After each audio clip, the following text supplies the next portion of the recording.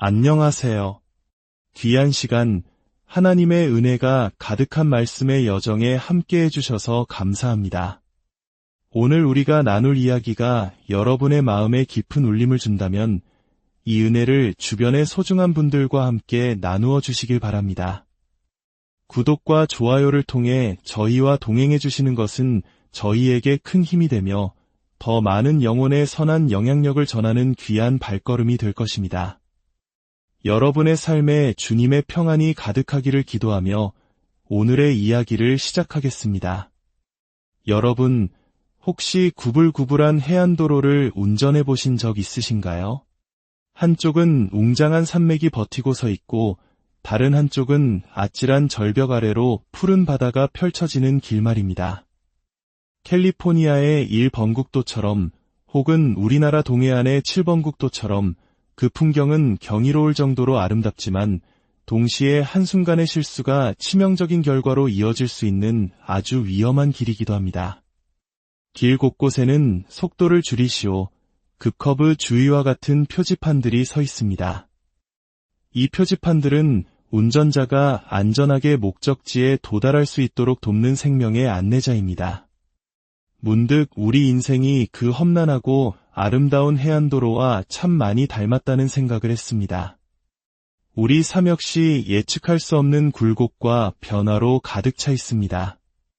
저 모퉁이를 돌면 무엇이 나타날지 우리는 알지 못합니다. 이 험난한 인생길을 항해하는 것은 결코 쉽지 않습니다. 우리 중 많은 이들은 이미 인생의 암초에 부딪혀 좌초되는 아픔을 겪었을지도 모릅니다. 다시 시작할 기회만 주어진다면 얼마나 좋을까 하고 간절히 바라기도 합니다.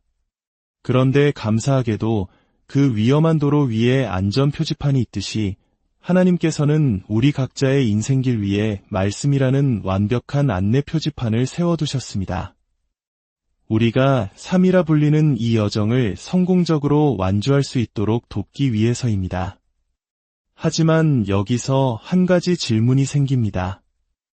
왜 우리 삶의 도로 위에는 이토록 엔진이 꺼진 채 멈춰선 차들이 많은 걸까요? 왜 본이들 열어둔 채 더 나아가지 못하는 이들이 이토록 많은 걸까요? 왜 절벽 아래로 추락해버린 이들의 잔해를 심심치 않게 발견하게 되는 걸까요? 그리고 이 질문은 우리 크리스천들에게 더욱 가슴 아프게 다가옵니다. 왜 그토록 많은 그리스도인들이 삶의 굴곡 앞에서 길을 잃고 헤매는 것일까요? 저는 오늘 조심스럽게 그 이유를 제안해보고자 합니다. 아마도 우리가 마주한 가장 큰 문제는 이것일 겁니다. 바로 우리 중 너무나 많은 이들이 하나님을 믿는다고 고백하면서 정작 그분을 신뢰하지는 않는다는 사실입니다. 이 자리에 있는 우리 모두는 하나님의 존재를 인정합니다. 예수 그리스도께서 우리를 위해 십자가에서 행하신 일을 믿음으로 고백합니다. 그러나 어찌된 일인지 우리를 천국으로 인도하시는 그리스도에 대한 믿음과 이 땅에서 우리를 인도하시는 그리스도에 대한 신뢰 사이에는 거대한 단절이 존재하는 것처럼 보입니다. 그 단절의 이유는 무엇일까요? 바로 우리가 어쩌면 우리 대부분이 그분을 온전히 신뢰하지 않기 때문입니다. 성경의 잠언은 지혜의 책입니다. 여기서 말하는 지혜란 단순히 지식이 많은 것을 의미하지 않습니다. 지혜란 삶을 항해하는 기술입니다. 어떤 문제의 본질을 꿰뚫어 보고 그에 대한 하나님의 뜻을 분별하여 실행에 옮기는 능력입니다. 어떤 이들은 이를 능숙한 삶의 기술이라고도 부릅니다.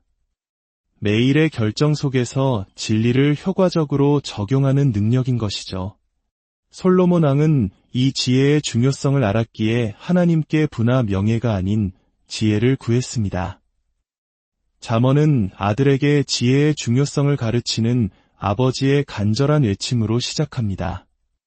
심지어 한 장 20절에서는 지혜가 길거리에서 부르며 광장에서 소리를 높인다고 말합니다. 세상의 온갖 소음 속에서 지혜는 제발 나에게 귀를 기울여달라고 외치고 있는 것입니다. 한 장 33절은 이렇게 약속합니다. 오직 내 말을 듣는 자는 평안히 살며 재앙의 두려움이 없이 안전하리라. 돌이켜보면 과거에 우리가 어떤 결정을 내렸을 때 돈이 더 필요했던 것이 아니었습니다. 우리에게 정말 필요했던 것은 바로 지혜였습니다. 만약 그때 우리에게 하나님의 지혜가 있었다면 우리는 지금과 다른 모습으로 서 있을지도 모릅니다. 오늘 제가 여러분의 마음에 단 하나의 생각을 남길 수 있다면 그것은 바로 이것입니다. 남은 인생을 지혜롭게 살아가는 법을 시작하십시오. 어떻게 그것이 가능할까요? 잠언 3장 5절과 6절 말씀이 그 답을 우리에게 제시합니다. 너는 마음을 다하여 여호와를 신뢰하고 내 명철을 의지하지 말라. 너는 범사에 그를 인정하라. 그리하면 내 길을 지도하시리라. 이 말씀 속에는 우리가 붙잡아야 할 3가지 핵심 원리가 담겨 있습니다. 첫째, 하나님을 전적으로 신뢰해야 합니다. 인생을 성공적으로 항해하는 법, 즉 지혜를 얻기 위해 가장 먼저 해야 할 일은 주님을 온전히 신뢰하는 것입니다. 신뢰한다는 히브리어 단어는 어떤 것 위에 자신의 온 체중을 실어 눕는다는 의미를 가집니다. 마치 지금 여러분이 의자에 앉아 있는 것과 같습니다. 여러분은 이 의자가 자신의 몸무게를 충분히 지탱해 줄 것이라고 믿기 때문에 아무런 불안감 없이 온몸을 맡기고 있습니다.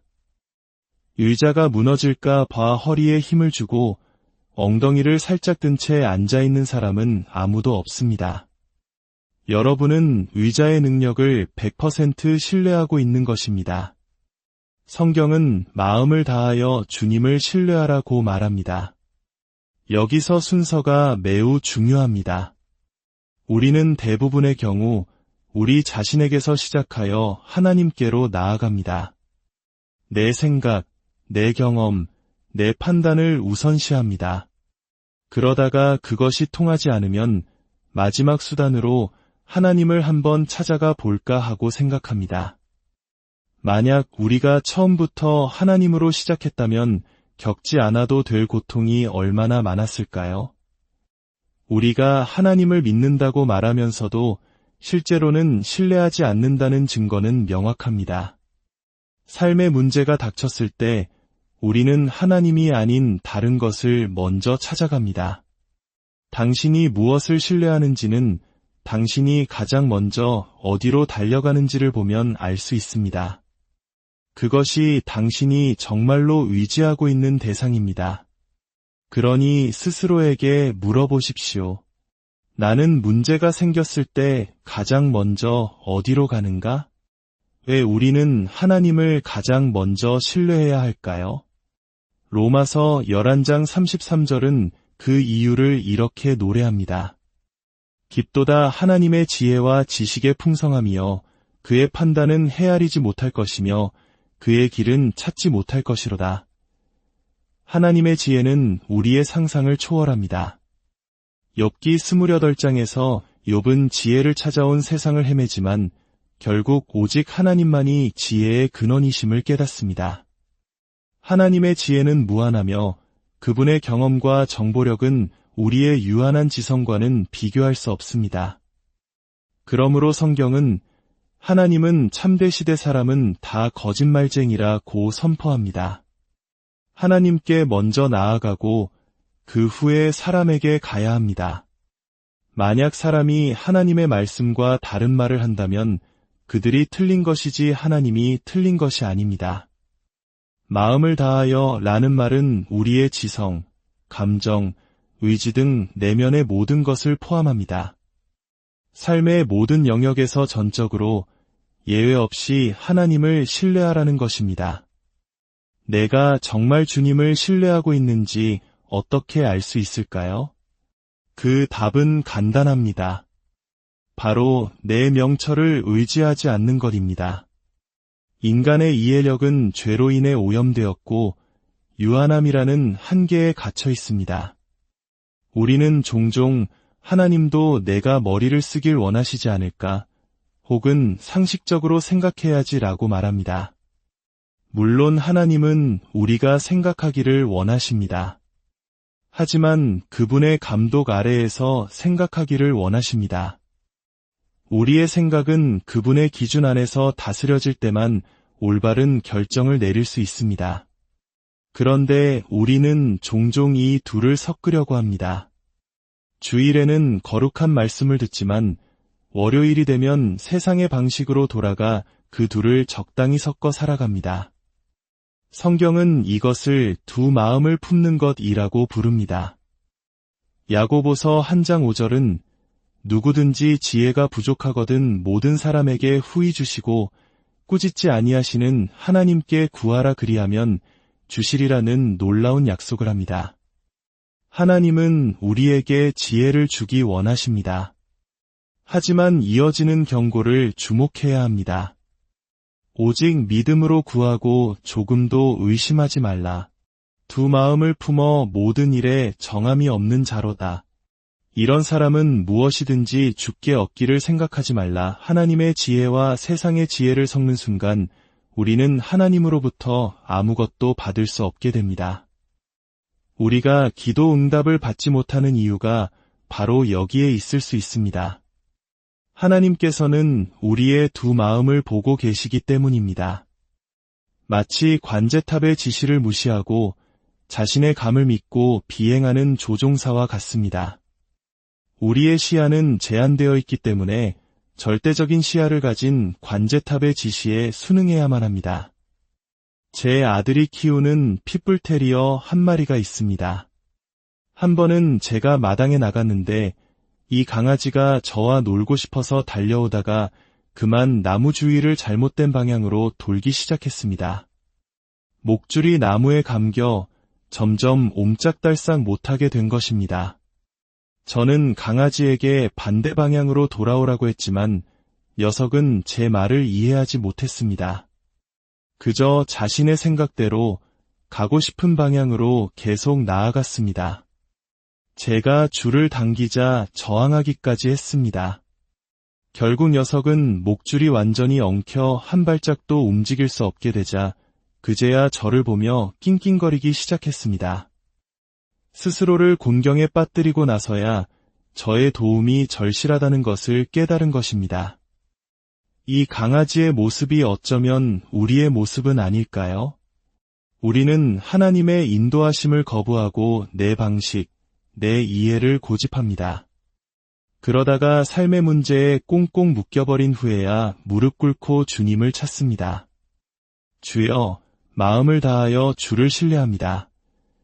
성경은 내 명철이 없다고 말하지 않습니다. 그것에 의지하지 말라고 말합니다. 우리의 생각은 가지되 그것이 항상 하나님의 기준에 의해 측정되어야 한다는 뜻입니다. 둘째, 하나님을 친밀하게 신뢰해야 합니다.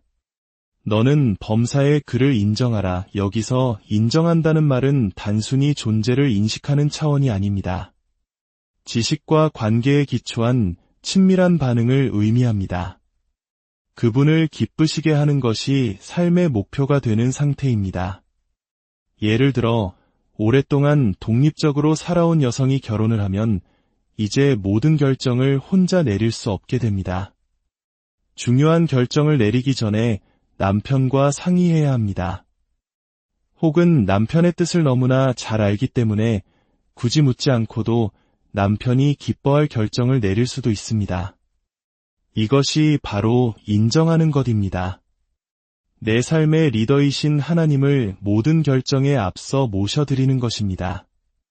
얼마나 넓은 범위에서 그래야 할까요? 성경은 범사에, 즉 너의 모든 길에서라고 말합니다. 하나님은 우리 삶의 아주 세세한 부분까지 함께하기를 원하십니다. 어떻게 그분을 인정할 수 있을까요? 바로 말씀과 기도를 통해서입니다. 우리가 삶에서 내리는 모든 결정에 대한 원칙과 교훈이 성경 안에 담겨 있습니다. 결혼, 자녀 양육, 직업 선택, 재정 관리, 질병 대처 등 그 어떤 문제라도 성경은 해답을 제시합니다. 때로는 구체적인 지침이 아니라 일반적인 원칙으로 주어질 때도 있습니다.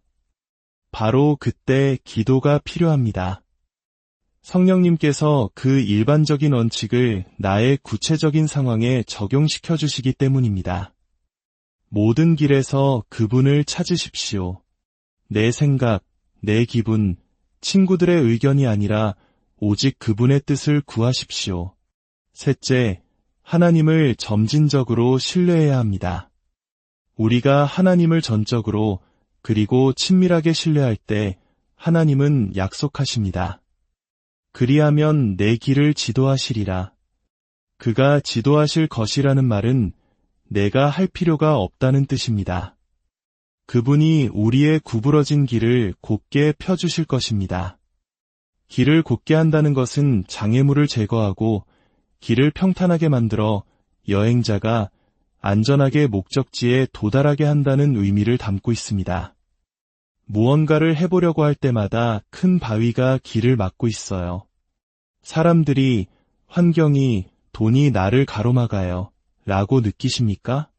하나님께서는 그 모든 장애물을 치워주시고 당신을 위해 예비하신 목적지로 당신의 길을 이끌어 주실 것이라고 약속하십니다. 잠언 3장 24절은 말합니다. 내가 누울 때에 두려워하지 아니하겠고 내가 누운즉 내 잠이 달리로다. 언제부터인가 깊은 잠을 자지 못하고 계십니까? 지혜를 진지하게 받아들인다면, 즉 하나님을 온전히 신뢰한다면 그분께서 우리의 잠을 달콤하게 만들어 주실 것입니다. 우리가 장애물을 옮기려고 밤새 씨름하는 대신 그분께 맡길 때 그분께서 우리를 위해 일하시기 때문입니다. 저는 다른 지역으로 사역을 갈 때 절대 직접 차를 렌트해서 운전하지 않습니다. 왜냐하면 저는 그곳의 지리를 모르기 때문입니다. 그곳에 사는 사람, 그 길을 아는 사람이 저를 데리러 와줍니다. 저는 그저 조수석에 편안히 앉아 목적지까지의 여정을 즐기기만 하면 됩니다.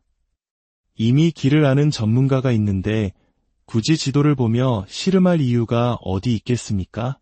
하나님은 우리 인생길의 전문가이십니다.